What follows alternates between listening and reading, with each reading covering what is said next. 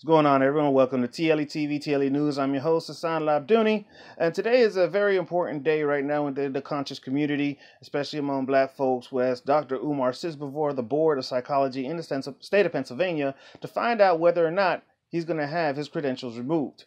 According to Dr. Umar, lots of black people have been harassing his credentialing institution, harassing them, giving them phone calls, this and that, and apparently there's been some sort of scandal, if you will, with GoFundMe, where GoFundMe has also stripped this campaign. They halted his campaign. They suspended his account.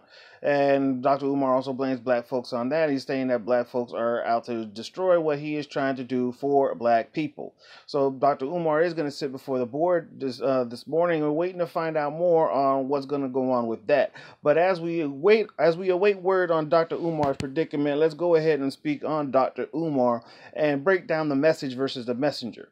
Now, no one has said it better than my favorite comedian, Eddie Griffin, in his 2011 comedic stand-up, You Can Tell Him I Said It, where he drops the gems explaining the differences between the Christians and the Muslims and the arguments that they have.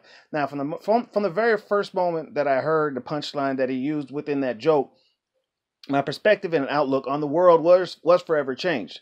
Now, he pointedly drove his message home to the audience, asking them, did they get the message, after telling them to disregard the message. And what I want to do here is actually give you some context. So I'm going to go ahead and play that clip, just that joke, maybe a little bit as far as like little background lead up to the joke, just so you understand what I'm getting at here. And then we'll move on as far as with Dr. Umar. So let's go ahead and play that clip.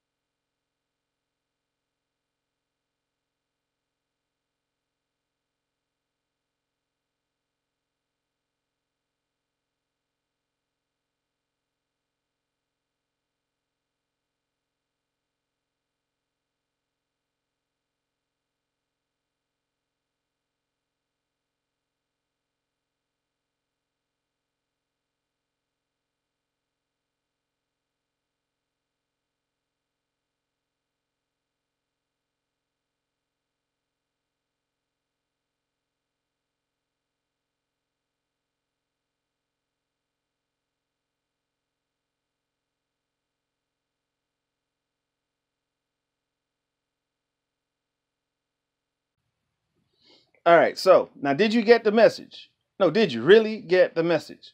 Eddie Griffin was ahead of his time when he said that. When he broke it down in a simple way. Did you get the message? Forget this messenger. If they're all speaking the same thing, did you get the message? Now, anyway, how many can truly say that they've received the message? Now, this has been a growing problem in religious circles. Time and time again, we hear stories of how pastors of a church, in most cases mega churches, but it happens a lot in small churches as well. They just don't get as much publicity. But many of these pastors, they disgrace the call, they disgrace the church, they disgrace the name of the good Lord Jesus Christ Himself. Now, the members of his or her flock, in the midst of them doing all these disgraceful things, because they follow the messenger and not the message, the members of these flocks come to the defense of the minister using all kinds of excuses to explain away the imperfect behavior, saying that no man is perfect, oh, we should forgive, this, that, and so on. And yes, that may be true, but at the same token, it is still the leading example and teacher and pastor or senior person in your establishment, in your institution, and it is painting a bad example for others that come behind. And if you continue to make way and give excuses for the people that are in power, Donald Trump will stay president forever. Now, anyway, now it's come to a point where the sheeple have become followers of the messenger rather than the message. So did you get the message? Now, so what does this have to do with Dr. Umar Johnson? It has a lot to do with Dr. Umar Johnson. He is a messenger with a message. And with this message, and I haven't followed the doctor from the very beginning, but when I did stumble across his message, it resonated with me. His charismatic delivery, his fact sheets, his work on the front lines, his track record, him working with the school-age black and brown boys bolstered his message and his credibility. His hands-on experience with the students gave Umar the credentials in the field of school psychology to be able to speak on it when he gives his lectures. Now, by and far, this was just my opinion, but Umar would have been the next biggest thing since Malcolm X and Marcus Garvey if we were able to continue. And only time will tell if he will be able to continue. Now, not to get off topic, and I do wanted to throw one thing in there as we approach Martin Luther King Day, which will be on next Monday on the 15th.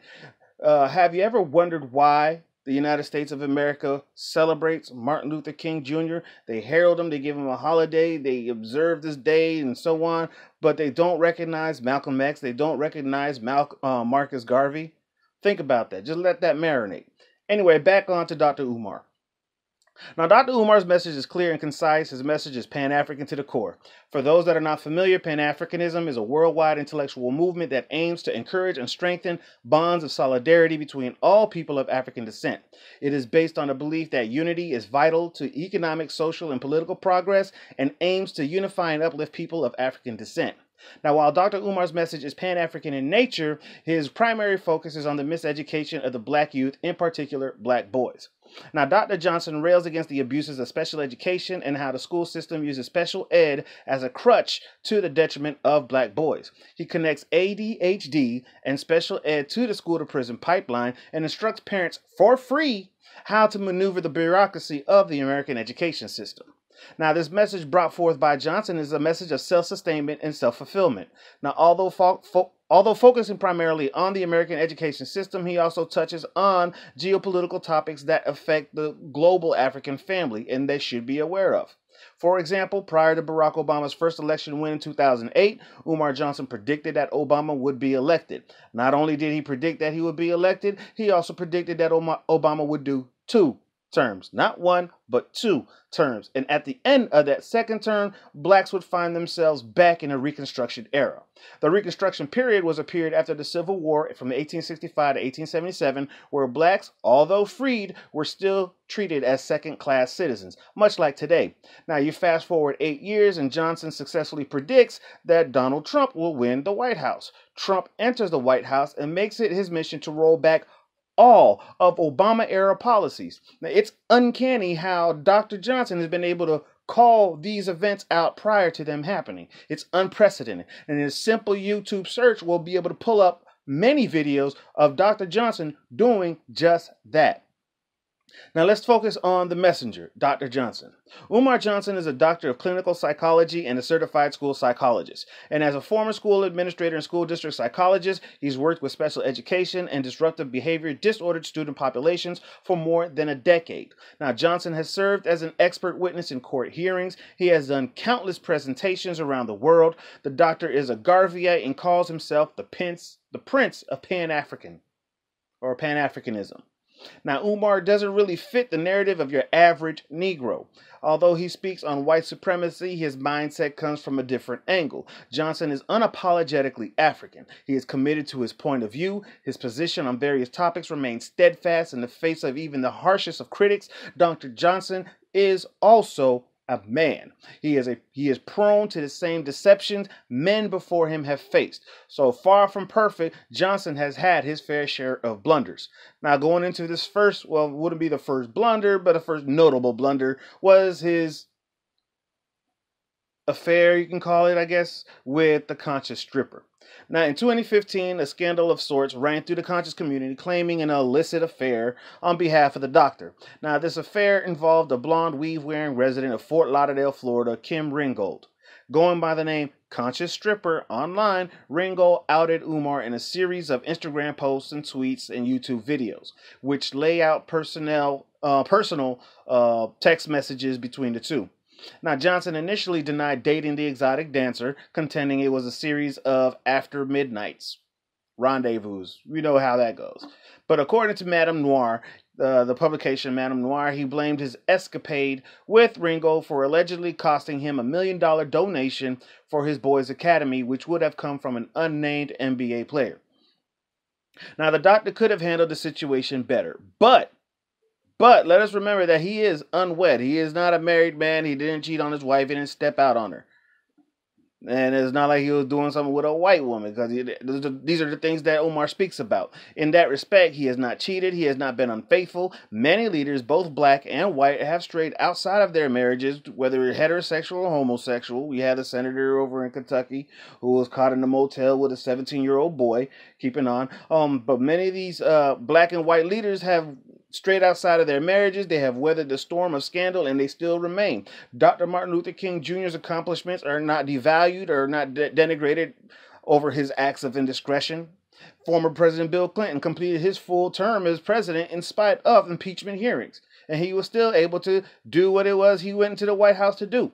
Now, as a single black man, Johnson is free to sleep with whomever. That is his prerogative. Now, some say by sleeping with a stripper, Umar isn't living up to the ideals he speaks passionately about. Now, on the contrary, Umar speaks out against homosexuality and interracial dating. He slept with a black woman. Sounds like it was in line with his teachings. And that's about as basic as it gets. Now, he's not a Catholic priest. He's not a monk. He's not a rabbi. He did not make a vow to celibacy. He is a grown adult man doing what grown adult men do around grown adult women. Now, let these two consenting adults go at it. And let's just say, by some stretch of logic, he's not living in line with the rest of his message. Well, what Christian, politician, or cop is? It detracts nothing from the message. The damage that is done to the messenger, but not the message. The message still remains intact. Now, let's address the whole thing with the Pennsylvania Board of Psychology. Last month, Umar shared on Instagram and Facebook that he was being called before the Board of Psychology in Pennsylvania. Now, from his perspective, a legal lynching was underway in an attempt to strip him of his certification. Now, reviewing the board's website revealed that, yes, there is a difference between a certification and a license for practicing psychology in the state. Going back over Dr. Umar's videos and his speeches, Umar never said that he was licensed. He always made sure to clarify that he was certified. Even in his book that he has published, Umar mentions being certified, not licensed. Now, Dr. Johnson has lashed out at fellow blacks for what he perceives to be attacks on his character. His GoFundMe campaign was halted, again, because it's not the first time, and Facebook incarcerated the doctor. And as of right now, as I mentioned back at the beginning, at the top of the show, that Instagram has just yesterday removed Dr. Umar's account. So now what people of color should consider is the indoctrination of white society. According to their standards, white society, white supremacy, according to their standards, unless given the stamp of approval by one of their institutions, you are not credentialed regardless of how much experience you have in the field. But take, for example, Dr. John Henrik Clarke. Dr. Clarke studied the ins and outs of African culture and how it evolved in the United States. He didn't require a white man to teach him about his ancestral DNA. Logically speaking, if a system is in place to the detriment of black and brown youth, the people who put it in place will not accept opinions, messages, or anything that are contrary to the agenda that they have approved. Now, for example, you have Big Pharma. Big Pharma is not going to give the green light on medical marijuana because they will lose a lot of money, tons of money. To protect their bottom line, Big Pharma has to remain staunchly opposed to cannabis used for medical purposes. This is why they spend so much money lobbying Congress with all the disposable income that they've been able to amass just to keep the money train going. The same could be said for the removal of Dr. Umar Johnson's certification. So my final verdict with regards to Dr. Umar, the message versus the messenger, whether you like the doctor or not, you can't ignore the facts. You also can't ignore his work for his people and his track record. Even Ray Charles can see Umar's dedication through all the free services that he provides. What other black leader do you know make themselves as accessible as Dr. Umar? He gives out his personal number, his email address at every lecture and event. Johnson responds on social media. He conducts a free Black Parent Conference call every Tuesday morning. Umar the messenger is almost as good as it gets. But in fact, he is still human, and we must understand and remember, human imperfection will always be there. Now, personally, I don't like how arrogant Dr. Umar has become. I don't like it. All this pompous acting and everything that he's been doing from his beef with Cyrus and Seti and so on. I don't like how arrogant he's become, and I feel that Dr. Umar is taking a page out of hip hop just to gas himself up as the Prince of Pan Africanism, or Papa, as he likes to refer to himself. And he calls himself the most requested scholar. He may be the most requested scholar, black scholar, don't know. But don't get me wrong. Take pride in your accomplishments, especially if they're truly earned. But let's not get pompous about the work that really needs to be done. Now, certification, no certification, my respect for Johnson remains. I don't have to agree with how he delivers the message and presents himself, but the message still remains clear. Quite frankly, the black community has bigger fish to fry than Dr. Johnson. There are ills in the community blacks would rather sweep under the rug instead of clean out. Better to focus your energies on more pressing matters. One of the main problems in the community is that people would rather bicker and fight instead of roll up their sleeves and get to work. Now, Dr. Umar Johnson speaks truth, whether he lives it or not. That doesn't change the truth that is spoken. Eddie Long molested little boys, but does that change the word of God he purportedly brought forth? You be the judge. Anyway, Dr. Johnson, man, may the ancestors be with you. I hope everything works out for you. Like I said before, I started following you, and your message resonates with me. I may not feel the whole arrogant act that you do, the whole bigging yourself up and just let other people gas you up. But I mean, that's just you. We're all human. We have our flaws. There's no perfect leader. I just hope that everything works out for you and you come through a real warrior on the other side, and you still strive for FDMG. I'm your host, Hassan Labduni. This has been TLE TV, TLE News. Have a blessed day. Ashe, Black family.